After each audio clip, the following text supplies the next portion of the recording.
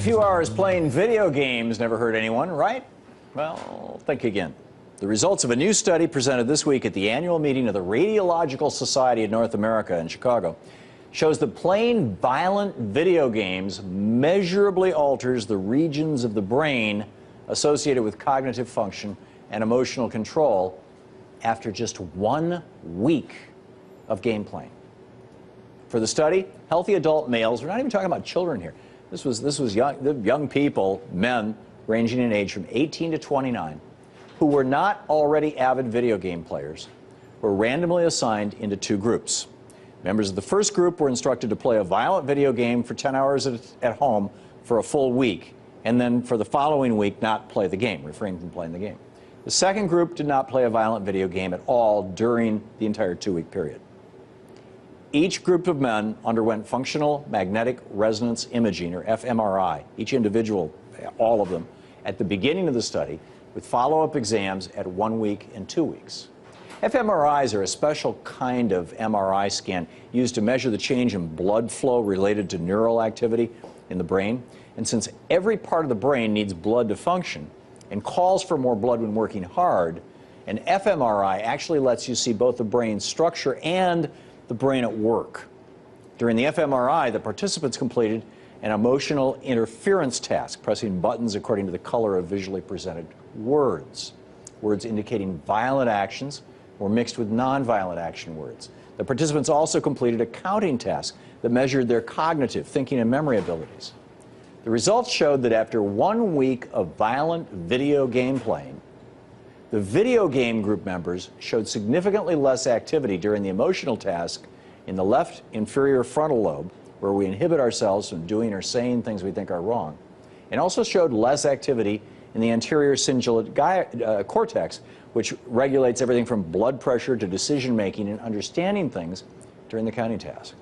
But after the second week without gameplay, the changes to these regions were somewhat diminished, but they were still present.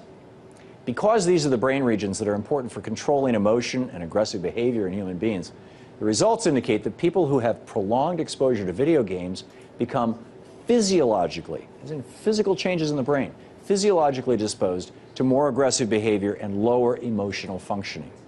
But the researchers were quick to point out that learning any new activity causes changes in brain activity that are visible under fMRI scans.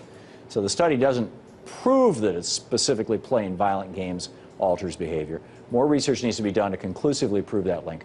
But this study is important because even though the controversy over whether or not violent video games are potentially harmful to users has raged for many years, the Supreme Court even heard a case on it last year. This is the first scientific evidence that violent video games actually do have a detectable effect on the brain.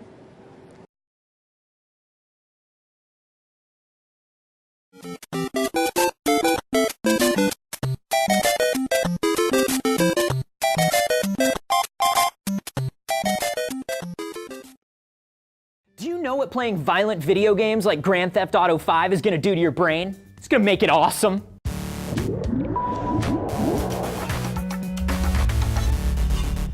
Anthony here for D-News, and I'm crazy excited for GTA 5. And you know, you're probably going to see a lot of stuff by a lot of people in the media over the next couple days talking about how exposing ourselves and our society to violent escapism is ruining us, destroying our attention spans, warping our moral values, fueling our inner violent tendencies. Except, there's a ton of research that says not only is that not true, but a game like Grand Theft Auto can actually do the opposite and make you a better person. So let's get all this violence out of the way first. What does a violent video game do to you when you're playing it? Well, if you don't already have violent tendencies, nothing. Nothing negative anyway. A 2010 Texas A&M study showed that video games can't transfer the moral beliefs or personality traits of the main character to a person. So, just because Trevor shoots up a local business doesn't mean that you are more likely to go out and do the same thing. There have been some studies published showing correlation between kids that play video games and kids that have violent tendencies, but statistics also show that 91 to 97%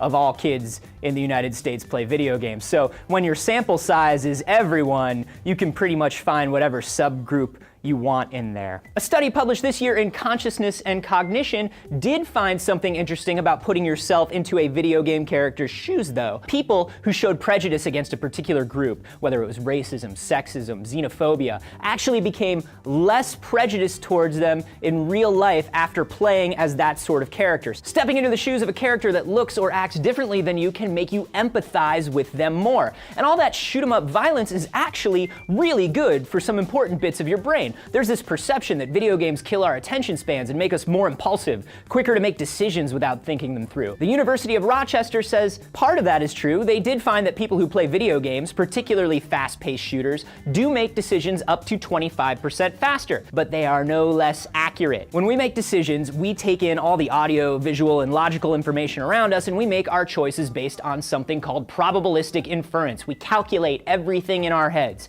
People who play shooters are more efficient collectors and processors of that information. Studies by the University of Geneva and Duke University also show people who play video games have better visual acuity. Their vision doesn't physically get better, but they're better able to make out blurry, fuzzy, or distant objects since they're used to looking for distant targets on screen that aren't fully rendered yet. Playing 3D games also improves the brain's spatial visualization skills, seeing a 2D representation of something and being able to rotate it and visualize it in your head, which makes sense since all video games are just 3D worlds on a 2D screen. High spatial visualization skills in children have been linked to higher achievement in reading, engineering, and mathematics later on in life. But, of course, everything in moderation, right? Playing video games for too long can put a physical and mental strain on you, it can lower your energy levels, and it can even lead to addiction in some people. But as long as you keep it to a reasonable amount, it's all heightened brain activity and supervision. My rule of thumb is if I can feel myself peeling off the couch when I stand up, it's been too long.